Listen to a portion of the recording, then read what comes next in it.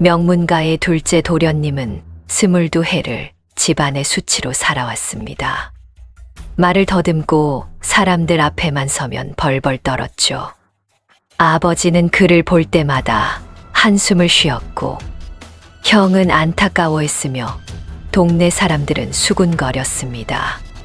그런데 20여 명의 산적이 형님 일행을 습격했을 때 바보 도련님의 눈빛이 달라졌습니다.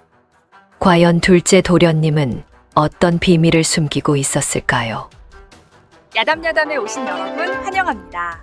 구독과 좋아요를 꼭 눌러주시면 복을 보내드려요. 그럼 이야기 시작합니다. 옛날 옛적 한양 북촌에는 3대째 홍문관과 이조판서를 배출한 명문가 전주 이씨 가문이 자리하고 있었습니다. 대문 앞에는 선대의 공훈을 새긴 정여비가 서 있었지요.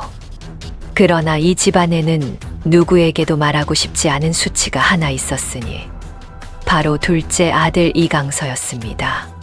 22살의 청년 당서는 아침 문안을 드리러 갈 때마다 사랑채 문지방 앞에서 한참을 머뭇거렸습니다.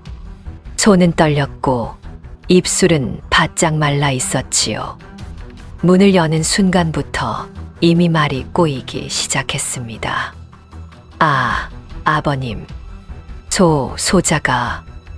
이 판서 이정우는 그럴 때마다 눈살을 찌푸리며 고개를 돌렸습니다. 아들의 더듬거리는 입술조차 보기 싫다는 듯이 말이지요. 그만하거라. 보기 민망하구나. 강서가 물러나면 맏아들 강윤이 의젓하게 들어와 무릎을 꿇고 절을 올렸습니다. 26의 강윤은 이미 홍문관 교리로 출사하여 집안의 자랑이었지요. 그의 문장은 동료들 사이에서 칭송받았고 검술 실력 또한 상당하여 춘당대 무예 시험에서 상위권에 들었던 적도 있었습니다. 소자 강윤, 아버님께 문안 올리옵니다. 그래, 어제 홍문관에서 올린 상소가 윤허를 받았다고 들었다. 우리 강윤이는 언제 봐도 기특하구나. 이 판서는 흐뭇한 표정으로 고개를 끄덕였습니다. 강윤은 누가 봐도 완벽한 양반가의 자제였지요. 반면 당서는 말을 더듬는 것은 물론이고 글을 읽어도 이해가 느리고 사람들과 어울리지도 못했습니다. 서당에서도 늘 구석에 앉아 멍하니 있기 일쑤였고 과거 공부는 아예 포기한 지 오래였지요. 그날 오전 집안은 손님 맞이 준비로 분주했습니다. 좌의정 김석주 대감께서 오신다는 소식이었지요. 하인들은 사랑채 마루를 걸레질하고 안채에서는 최고급 닭이를 꺼내 먼지 하나 없이 닦아냈습니다. 마당에는 자줏빛 화문석이 깔렸고 은은한 향이 피어오르는 향로가 놓였습니다. 강서는 자신의 처소에서 창문 너머로 그 모습을 지켜보았습니다. 하인들이 분주히 오가는 모습, 형님이 새로 지은 옷으로 갈아입는 모습, 아버지께서 대청마루에 앉아 손님을 기다리시는 모습, 모든 것이 자신과는 무관한 일처럼 느껴졌습니다. 이 판서는 큰아들을 불러 신신당부했습니다. 강윤아, 오늘만큼은 강서를 절대 밖에 나오지 못하게 하여라. 좌의정 어른 앞에서 망신당할까 두렵구나. 분부대로 하겠습니다, 아버님. 오시경, 김 좌의정이 도착했습니다. 이 판서는 대문 앞까지 나가 맞이했지요. 하하, 이 판서, 오랜만이오. 어서 오십시오, 좌의정 대감님. 두 노인은 반갑게 포옹을 나누었고 사랑채로 자리를 옮겼습니다. 사랑채에서는 차가 올라왔습니다. 김 좌의정은 찻잔을 들며 주변을 둘러보았지요. 단아하게 꾸며진 사랑채, 고급스러운 다구들, 벽에 걸린 명필의 글씨들, 모든 것이 명문가의 풍모를 보여주었습니다. 대화는 순조롭게 이어졌습니다. 강윤의 관직 생활, 최근 조정의 동향, 혼담에 대한 은근한 탐색. 두 집안을 잇는 혼사는 거의 성사될 듯했지요. 이때 뒷마당에서 시끄러운 소리가 들려왔습니다. 어이, 거기서. 강서의 목소리였습니다. 닭이 고양이에게 놀라 뛰쳐나오는 바람에 그만 넘어진 모양이었습니다. 저게 무슨 소리요? 그게 죄송합니다. 둘째 놈이 실수를 한 모양입니다. 김좌이정의 얼굴이 굳어졌습니다. 눈썹이 찌푸려지고 찻잔을 내려놓는 손에 힘이 들어갔지요. 이판서는 황급히 하인을 시켜 뒷마당을 정리하게 했지만 식은땀을 흘리며 김좌이정의 눈치를 살폈지요. 혹시 둘째 아드님에 대한 소문을 들었는데 사실이요? 김좌이정의 말에 이판서는 난처한 표정을 지었습니다. 하지만 더 이상 숨길 수 없었지요. 소문이 사실입니다. 둘째 놈이 좀 모자란 구석이 있어서 말이지요. 말을 심하게 더듬어 밖에 내보내지 않고 있소이다. 김좌이정의 얼굴이 더욱 굳어졌습니다. 혹시 그런 것이 대를 이어 내려온다면? 아닙니다. 저희 집안은 대대로 명문가였고 강서만 유독 그러할 뿐입니다.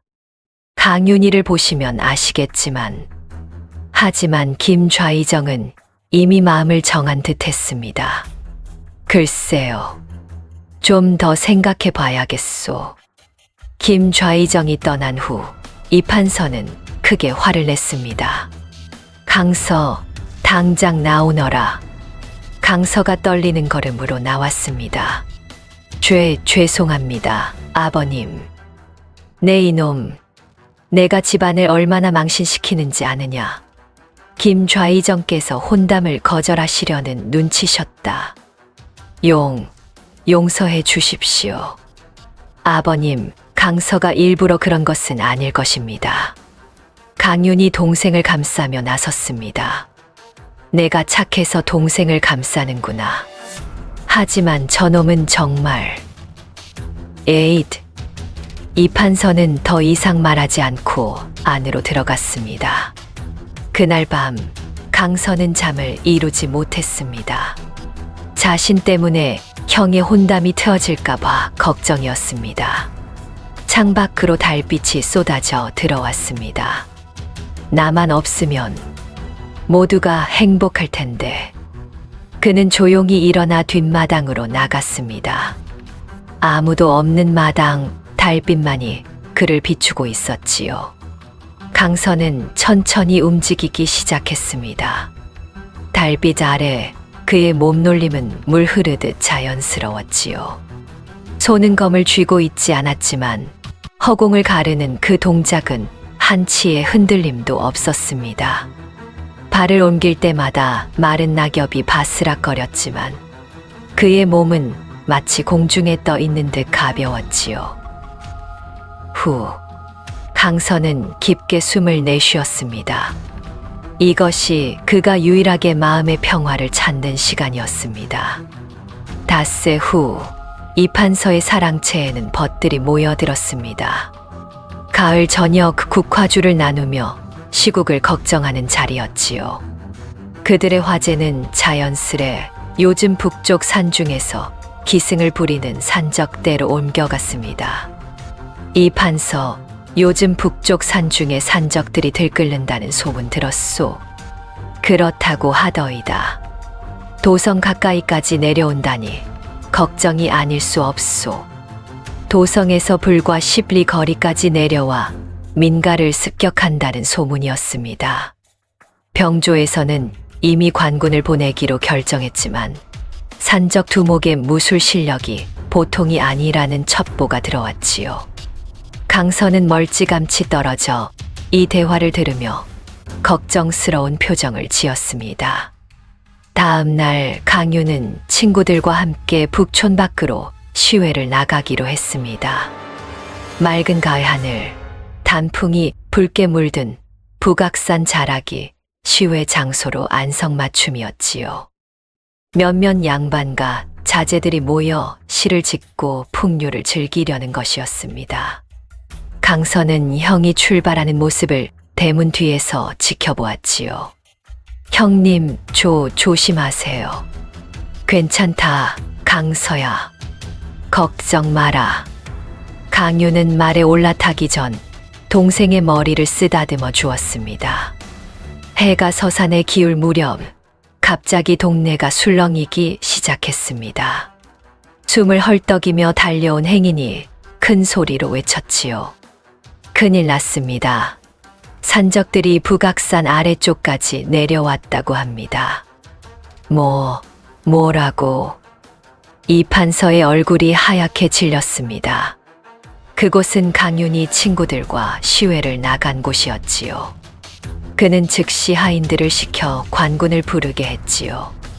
당장과 나로 달려가 포도청에 알려라. 강서는 이 소식을 듣자마자 자신의 방으로 달려갔습니다. 농 깊숙한 곳에 숨겨두었던 스승의 검을 꺼냈지요. 검집은 소박했지만 검을 뽑자 날카로운 은빛이 번쩍였습니다. 석봉아, 내가 다녀올게요. 도련님, 위험합니다. 늙은 하인 석봉이가 황급히 말렸지만 강서는 이미 뒷문을 향해 달려가고 있었습니다. 강윤과 친구들은 북악산 자락의 고즈넉한 정자에 있었습니다. 붉게 물든 단풍잎들이 바람에 흩날리고 계곡물 소리가 청아하게 들렸지요. 그들은 시를 읊으며 술잔을 나누고 있었는데 갑자기 사방에서 거친 발소리가 들려왔습니다. 순식간에 20여 명의 산적들이 정자를 포위했습니다. 산적들의 얼굴에는 흉터가 가득했고 손에는 칼과 도끼를 들고 있었지요. 돈을 모두 내놓아라. 산적 두목은 키가 장대했고 얼굴 한쪽에 깊은 칼자국이 있었습니다. 그는 큰 도끼를 휘두르며 위협했지요. 감히 양반을 위협하느냐? 너희들은 목이 10개라도 모자랄 것이다. 강윤이 당당히 맞섰지만 산적들은 비웃을 뿐이었습니다. 흐흐, 말은 거창하구만. 하지만 숫자를 보아라. 너희는 겨우 5이고 우리는 20이 넘는다. 강윤은 검을 빼들었습니다. 그에게는 어느 정도 무술 실력이 있었지만 이렇게 많은 적을 상대하기에는 역부족이었습니다. 산적들이 일제히 덤벼들려는 순간 숲속에서 다급한 발소리가 들렸습니다. 모두가 그쪽을 돌아보았지요. 나무 사이로 한 청년이 뛰어나왔습니다. 숨을 헐떡이며 옷은 나뭇가지에 걸려 찢어진 채였습니다. 강윤의 눈이 커졌습니다. 동생 강서였습니다. 강서는 가쁜 숨을 몰아쉬며 형 앞에 섰지요. 여기는 어찌 왔느냐? 형님을 도우러 왔어요. 산적들이 폭소를 터뜨렸습니다. 그아하, 저 말더듬이가 감히 우리를 막겠다고? 재미있구만. 저런 겁쟁이는 한 칼에 베어버리지 뭐. 한 산적이 칼을 휘두르며 강서에게 달려들었습니다. 그 순간 모두가 믿을 수 없는 광경을 목격했습니다. 강서의 몸이 마치 바람처럼 움직였습니다. 발이 땅을 스치듯 움직이자 그의 몸은 이미 산적의 칼날을 피해 옆으로 빠져나가 있었지요. 산적의 칼이 허공을 갈랐고 강서는 이미 그의 등 뒤로 파고들어 손날로 목덜미를 쳤습니다. 산적은 신음 한 번 제대로 못하고 그대로 쓰러졌습니다. 저놈이 어떻게... 산적들이 당황해하는 사이 강서는 검을 빼들었습니다. 그의 눈빛이 달라져 있었지요. 평소에 소심하고 두려움에 찬 눈빛이 아니라 고요하면서도 날카로운 눈빛이었습니다. 모두 덤벼라. 산적 두목이 소리쳤습니다. 10여 명의 산적이 일제히 강서에게 달려들었지요. 칼날이 햇빛에 반짝이며 사방에서 강서를 향했습니다. 강윤과 친구들은 숨죽이며 지켜보았습니다. 강서의 검이 물 흐르듯 움직였지요. 빠르지만 화려하지 않았고 간결하지만 치명적이었습니다. 검이 스쳐 지나갈 때마다 산적들의 비명이 터져 나왔습니다. 어깨를 베인 자, 허벅지를 베인 자, 팔뚝을 베인 자. 하지만 단 한 명도 목숨을 잃지는 않았지요. 강서의 검은 정확히 급소를 피하며 상대를 무력화시킬 뿐이었습니다. 철컥, 쨍그랑. 산적들의 칼이 하나둘 땅에 떨어졌습니다. 피를 흘리며 신음하는 자들이 하나둘 쓰러져 갔지요.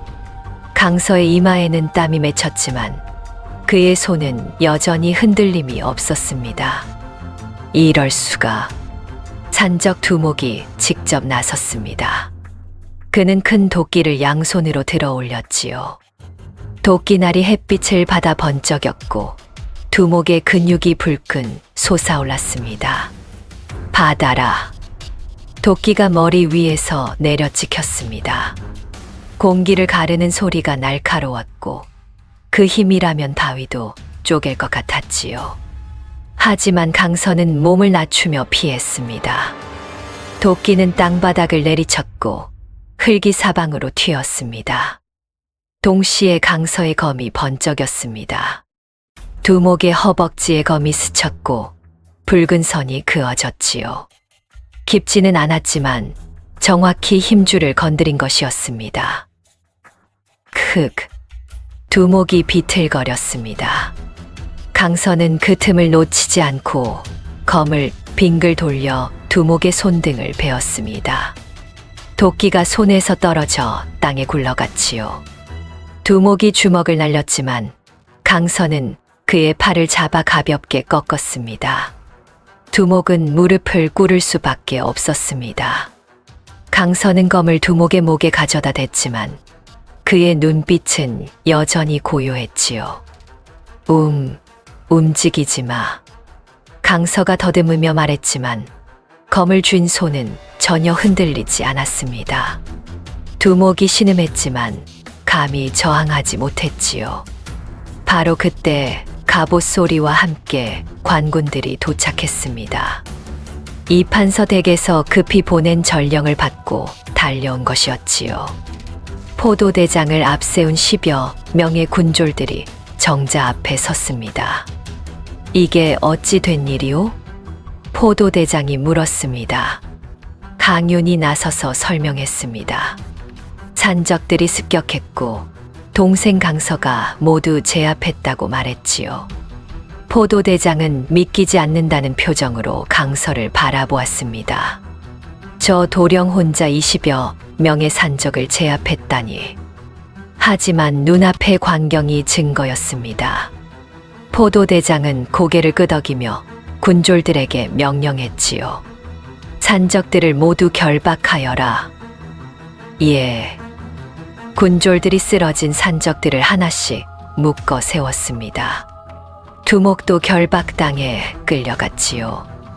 포도대장이 강서에게 다가왔습니다. 도련님의 용기와 무술이 참으로 대단하십니다. 조정에 보고하여 상을 청하겠습니다. 아닙니다. 저는 그냥... 강서는 고개를 저으며 물러섰습니다. 산적들이 끌려간 후 고요함이 찾아왔습니다. 산새들이 다시 지저귀기 시작했고 계곡물 소리가 다시 들렸습니다. 강유는 멍하니 서서 동생을 바라보았지요. 친구들도 모두 입을 다물지 못했습니다. 집으로 돌아온 후 온 집안이 술렁였습니다. 강윤이 아버지께 모든 것을 보고했지요. 아버님, 강서가 산적 20여 명을 혼자서 물리쳤습니다. 그 검술은 제가 본 어떤 무사보다도 뛰어났습니다. 이판서는 믿을 수 없다는 표정으로 강서를 불렀습니다. 강서가 사랑채에 들어서자 이판서는 그를 한참 동안 말없이 바라보았지요. 평소에는 실망과 짜증이 담겼던 그 눈빛이 이제는 궁금증과 놀라움으로 가득했습니다. 정말 산적들을 물리쳤느냐는 물음에 강선은 죄송하다고만 답했습니다. 죄송할 일이 아니라며 이 판서가 언제부터 무술을 익힌 것이냐고 다그쳐 물었지요. 강선은 잠시 망설이다가 입을 열었습니다. 13살 때부터입니다. 13살이라니 그때는 암자에 갔을 때가 아니냐는 물음에 강선은 고개를 끄덕였습니다. 그리고 천천히 그때의 이야기를 꺼내기 시작했지요. 13년 전 9살의 강선은 심한 열병을 앓았습니다. 의원들도 고개를 저을 정도로 위중한 병이었지요. 기적적으로 병은 나았지만 그 후유증으로 말을 더듬게 되었습니다. 처음에는 가족들이 위로해 주었습니다. 하지만 한 해, 2해가 지나도 강서의 말 더듬는 증상은 나아지지 않았지요. 서당에서는 친구들이 그를 놀려댔고 집안에서는 점점 더 차갑게 대했습니다. 13살이 되던 해, 이 판서는 결정을 내렸습니다. 강서를 북악산 암자에 보내 요양시키기로 한 것이지요. 표면적으로는 몸과 마음을 추스르라는 것이었지만 사실은 집안의 수치를 눈앞에서 치우려는 것이었습니다. 깊은 산중의 작은 암자에는 한 노승이 살고 있었습니다. 이 판서는 강서를 암자에 맡기고 돌아갔지요. 처음 며칠간 강서는 울기만 했습니다. 가족들이 자신을 버렸다는 생각에 마음이 아팠지요. 노승은 아무 말 없이 차를 따라주며 소년을 지켜보았습니다. 어느 날 밤 강서가 울먹이며 말했습니다. 자신은 쓸모없는 사람이라고 말도 제대로 못한다고 말했지요. 노승은 차분하게 말했습니다. 말이 중요한 것이 아니니라. 마음이 중요한 것이지. 하지만 저는 아무것도 할 수 없어요. 노승은 강서의 눈을 오래 들여다보았습니다. 그 눈빛에는 깊은 슬픔이 있었지만 동시에 뭔가 배우고 싶어 하는 간절함이 담겨 있었지요. 노승이 입을 열었습니다. 몸을 단련하면 마음도 강해지는 법이니라. 내가 원한다면 나와 함께 수련을 해보는 것은 어떠냐? 사실 이 노승은 속세를 떠나 홀로 수련하는 은둔 고수였습니다. 수련이요. 그렇다. 무술을 익히면서 내 몸과 마음을 단련하는 것이니라. 강서의 눈이 커졌습니다. 처음으로 누군가 자신에게 무언가를 가르쳐 주겠다고 한 것이었지요. 강서는 고개를 끄덕였습니다. 예, 배우고 싶습니다. 좋다. 하지만 조건이 있다. 내 무술은 함부로 드러내지 마라. 무술은 남을 해치기 위한 것이 아니라 자신을 지키고 약한 자를 보호하기 위한 것이니라. 강서는 진지하게 고개를 숙이며 대답했습니다. 명심하겠습니다.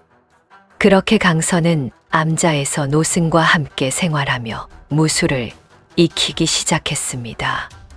노승의 가르침은 엄격했지만 강서는 한 번도 게을리하지 않았지요. 처음에는 기본 자세부터 시작했습니다. 말뚝 위에 서서 균형을 잡는 것, 폭포수 아래서 명상하는 것, 산길을 뛰어다니는 것.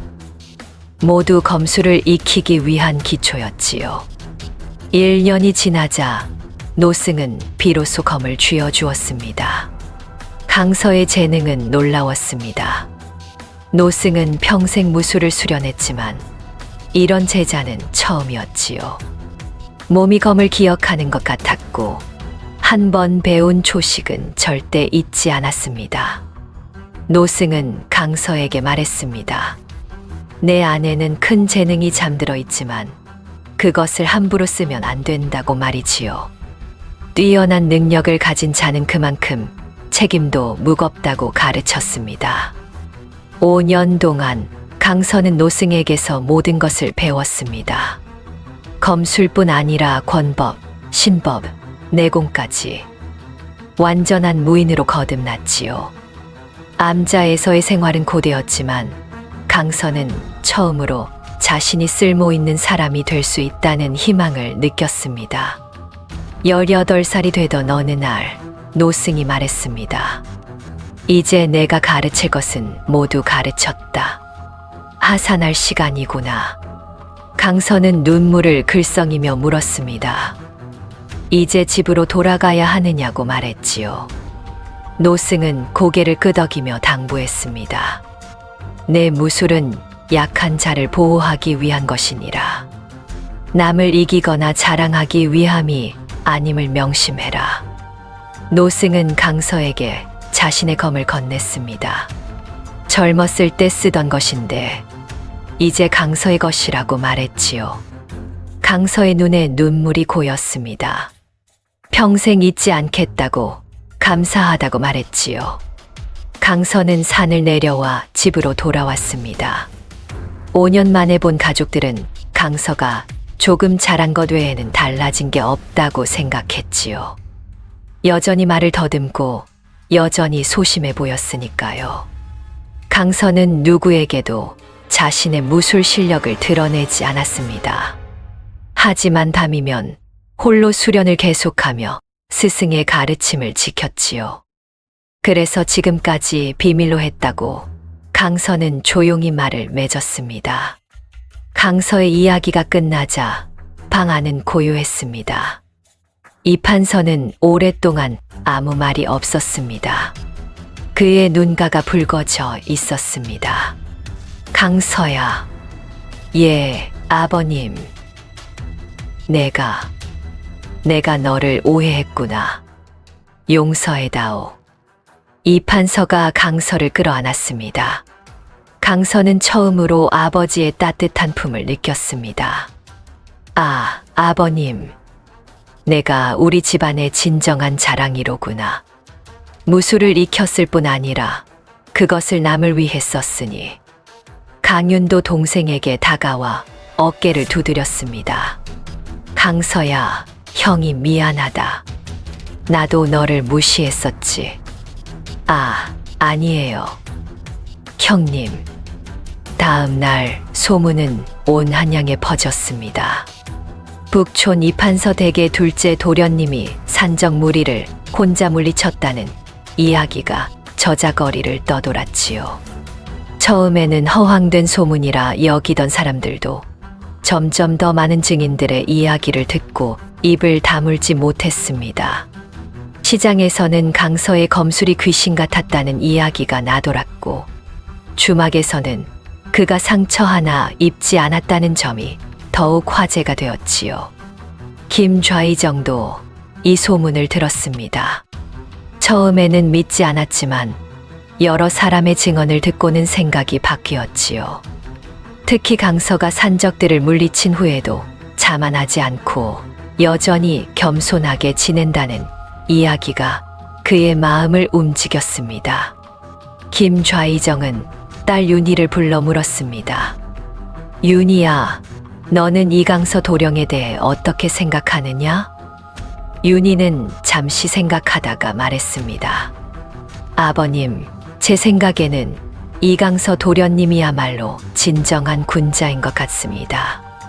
무술이 뛰어나면서도 그것을 자랑하지 않고 말은 더듬지만 마음은 누구보다 따뜻하신 분인 것 같습니다. 김좌이정이 빙그레 웃었습니다. 내 말이 맞는구나. 내가 사람을 겉모습만 보고 판단했던 것 같다. 며칠 후 김좌이정이 다시 이판서 댁을 찾았습니다. 이번에는 정중한 태도로 지난번 무례했던 점을 먼저 사과했습니다. 이판서, 지난번에는 무례한 태도를 보여 죄송하오. 아니옵니다. 좌이정 대감마님. 사실 우리 윤희가 강서 도련님을 만나보고 싶다고 하는데 혹시 가능하겠소? 이판서와 강윤은 깜짝 놀랐습니다. 김좌이정은 계속해서 말했지요. 검을 쥐어쓰되 법도를 지키는 사람, 그런 사람이 진정한 무인이 아니겠소? 강서가 불려 나왔습니다. 그는 여전히 말을 더듬었고 얼굴을 붉히며 수줍어했지요. 잠시 후 가마 안에서 김윤희가 내렸습니다. 그녀는 강서를 보며 환하게 웃었습니다. 강서를 직접 본 것은 이번이 처음이었지요. 강서 도련님이시지요? 예, 그렇습니다. 소문으로만 들었지만 도련님은 참 훌륭하신 분이라 생각합니다. 주변 사람들이 모두 미소를 지었습니다. 그날 이후 강서의 삶은 완전히 달라졌습니다. 더 이상 집안의 수치가 아니라 자랑이 되었지요. 며칠 후 포도대장이 다시 이판서 댁을 찾아왔습니다. 그는 조정에 강서의 공운을 상세히 보고했고 임금께서 크게 치하하셨다고 전했지요. 도련님의 용맹과 덕행을 임금께서 들으시고 크게 기뻐하셨습니다. 훈련원 봉사 벼슬을 내리시겠다 하셨습니다. 훈련원 봉사는 무관직으로 비록 낮은 품계지만 무술이 뛰어난 자에게 주는 명예로운 자리였습니다. 이판서는 기뻐하며 강서를 불렀지요. 강서야, 이게 얼마나 영광스러운 일이냐. 하지만 강서는 머뭇거렸습니다. 그는 고개를 숙이며 말했지요. 아버님. 저는 그냥 도련님 사양하지 마십시오. 이는 나라에서 내리시는 은전입니다. 포도대장이 거들었지만 강서는 여전히 망설였습니다. 스승의 가르침이 떠올랐기 때문이지요. 강윤이 동생의 어깨에 손을 얹었습니다. 강서야, 받아들여라. 내가 관직을 맡는다고 해서 스승님의 가르침을 어기는 것이 아니다. 오히려 더 많은 백성을 지킬 수 있지 않겠느냐? 강서는 형의 말에 고개를 들었습니다. 그리고 천천히 고개를 끄덕였지요. 알겠습니다. 아버님, 형님. 한 달 후 김좌이정 댁에서 정식으로 혼담이 왔습니다. 김윤희와 이강서의 혼인을 청한다는 내용이었지요. 이판서 댁은 기쁨으로 들썩였습니다. 그날 밤 강서는 형과 단둘이 이야기를 나눴습니다. 강윤은 동생의 손을 꼭 잡으며 축하했습니다. 강서야, 정말 축하한다. 내가 행복하게 되어 형도 기쁘구나. 고맙습니다. 형님, 나도 언젠가는 좋은 인연을 만날 수 있겠지. 강윤의 목소리에는 부러움과 함께 약간의 외로움이 섞여 있었지요. 형님도 반드시 좋은 일이 생길 거예요. 형님은 누구보다 훌륭하신 분이니까요. 강윤은 동생의 어깨를 꼭 안았습니다. 하지만 강서 자신은 크게 달라진 것이 없었습니다.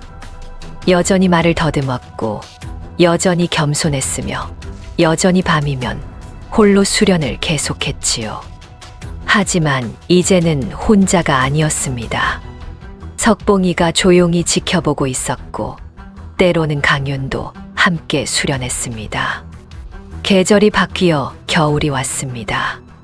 첫눈이 내리던 날, 강서는 북악산으로 향했지요. 그곳에는 이제 아무도 없었지만 낡은 암자는 여전히 그 자리에 있었습니다. 강서는 암자 앞에 무릎을 꿇고 절을 올렸지요. 눈이 내리는 산중은 고요했습니다. 하지만 강서는 느낄 수 있었지요. 스승의 온기가 여전히 이곳에 남아있다는 것을, 그 가르침이 자신의 가슴 속에 살아있다는 것을 말입니다. 이듬해 봄, 강서와 윤희의 혼례가 성대하게 치러졌습니다. 온 한양의 양반들이 축하하러 모여들었고 거리는 축제 분위기였습니다. 혼례복을 입은 강서의 눈빛에는 행복이 담겨 있었지요.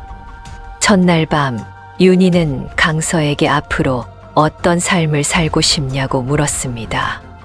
강서는 말을 더듬으면서도 또박또박 대답했습니다. 스승의 가르침대로 살고 싶다고, 무술로 약한 자를 돕고 싶다고 말이지요. 윤희는 강서의 손을 꼭 잡았습니다. 자신도 그런 삶을 함께하고 싶다고, 강서 같은 사람과 평생을 함께할 수 있어 행복하다고 말이지요. 몇 년 후 강서와 윤희는 아들, 딸을 낳았습니다. 아이들에게도 강서는 스승의 가르침을 전했지요.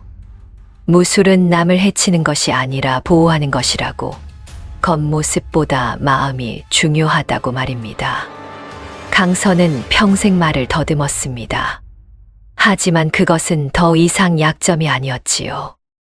오히려 그의 순수함을 보여주는 표시였고, 사람들은 그것을 사랑했습니다. 세월이 흘러 강서의 머리에는 백발이 섞였습니다. 하지만 달빛 아래 휘두르는 그의 검은 여전히 날카로웠지요. 강서는 검을 거두고 하늘을 올려다보았습니다. 별들이 반짝이고 있었지요. 그는 스승을 떠올리며 미소 지었습니다. 옛말에 대지야구라는 말이 있습니다. 진정한 지혜를 가진 사람은 자신을 드러내지 않아 겉보기에 어리석어 보일 수 있다는 말이지요. 강서는 말을 더듬고 바보처럼 보였지만 실제로는 뛰어난 무술 실력과 깊은 지혜를 지닌 사람이었습니다. 스승의 가르침을 따라 자신의 능력을 숨기고 겸손하게 살았던 그의 모습은 진정한 지혜란 자랑하거나 과시하는 것이 아니라 때를 기다리며 덕을 쌓는 것임을 보여줍니다. 끝까지 들어주셔서 감사합니다. 평안한 저녁 보내시고 오늘도 복 많이 받으세요.